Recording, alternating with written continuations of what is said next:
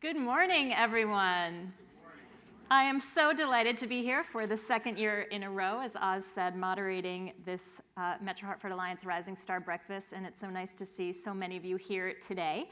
As you heard, I'm going to start with a little bit of brand new research that I worked on with the Hartford, who I've been partnering with for 3 years to talk about the next generation in the workplace.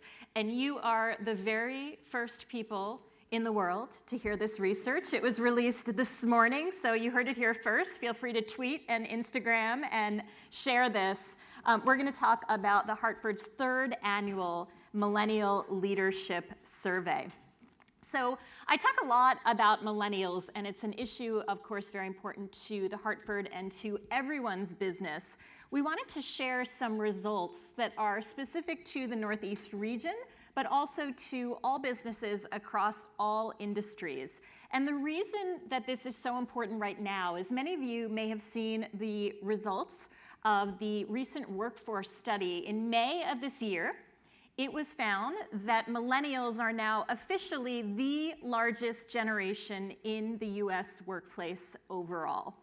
By the year 2020, less than 5 years away, millennials are projected to be 50% of the US workforce, and by 2025, less than 10 years away, millennials will be 75% of the US workplace. Now, this may be different at all of your organizations, but there is no doubt that we have reached the tipping point with this generation stepping up into leadership roles. So with the Hartford, we wanted to look and see, what does this generation want? What kind of leaders will they be? And here's some of the new findings that came out this morning. We found that 80% of millennials say that they already feel like leaders today. We asked, do you see yourself becoming a leader in the next 5 years? 69% said that they did. I think some of that is students who maybe are in leadership roles but feel that once they enter the workforce, they may not quite be in leadership roles. Or the other interpretation of the data is millennials are a very confident generation. Maybe they see themselves as retiring over the next 5 years. Interestingly, we found that these results were slightly lower in the Northeast region, that only 74%, just a slightly small dip, 74% of millennials in the Northeast region felt like leaders today, and 61% see them as leaders in the future. Now let's look at where this generation wants to lead industry-wise, and I think there's some good news here for the state of Connecticut and also some challenges that we can overcome. Probably not surprisingly, 40% of millennials say that they would like to work in the fields of arts and entertainment.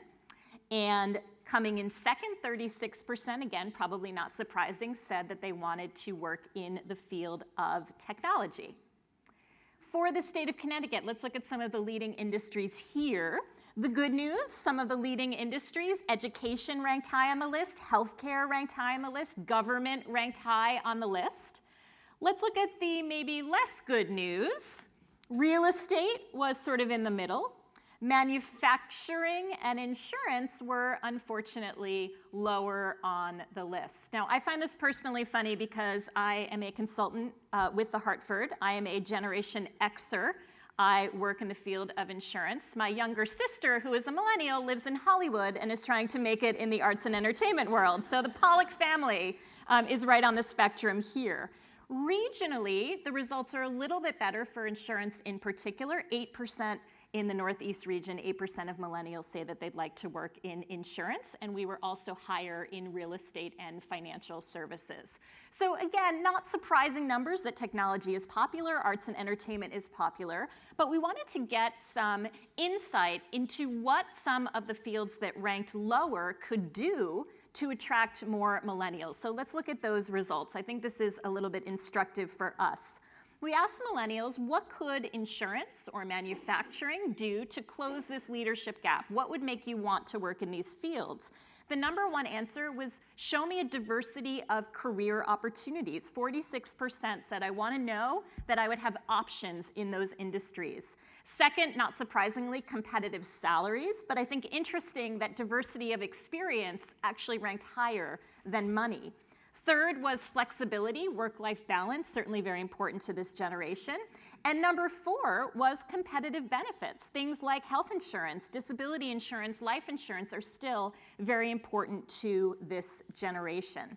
So let's dive a little bit into these top answers and maybe give some insight and ideas of what we can do to attract young people to our state and to various industries.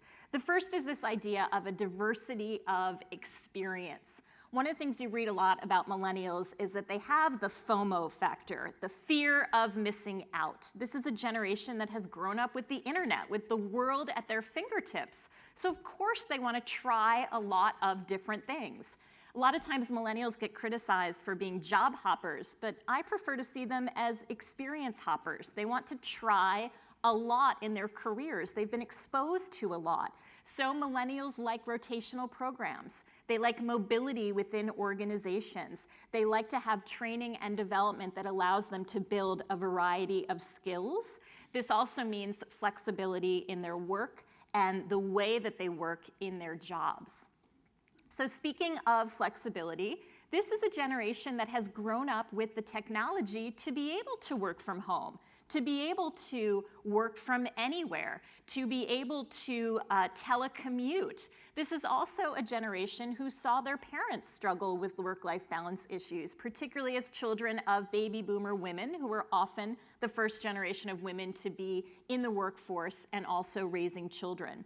So this topic cannot be overstated. And I remember in my career, in my very first job in Stamford, Connecticut, it didn't occur to me that I would have balance as someone who wasn't married or didn't have kids. But we're hearing millennials say from day one of their first job, I want the flexibility to mix my life with the work that I do.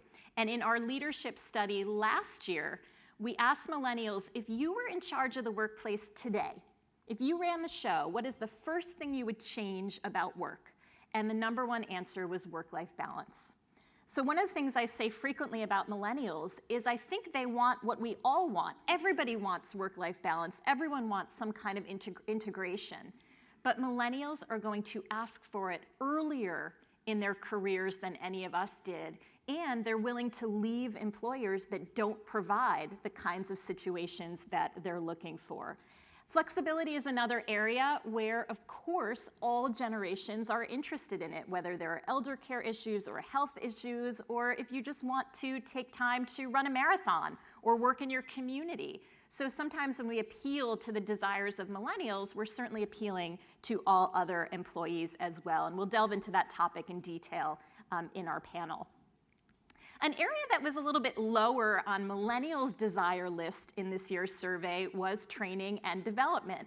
This is one where I'm going to take the liberty to tell millennials that they should want it more than they do, because when I speak to employers, the complaint about millennials is some of them maybe don't have the etiquette skills or the professionalism or the communication skills that we need this generation to have if they are going to be such a large part of the workplace. So in the 2015 Millennial Leadership Survey, when millennials did talk about training, we asked them, what kind of training do you most want an employer to provide you? And not surprising, given the amount of millennials who see themselves as leaders, 60% of millennials said the top training that I want is training in how to be a leader. So train your millennials in leadership. Second top answer was technical skills. The third was financial.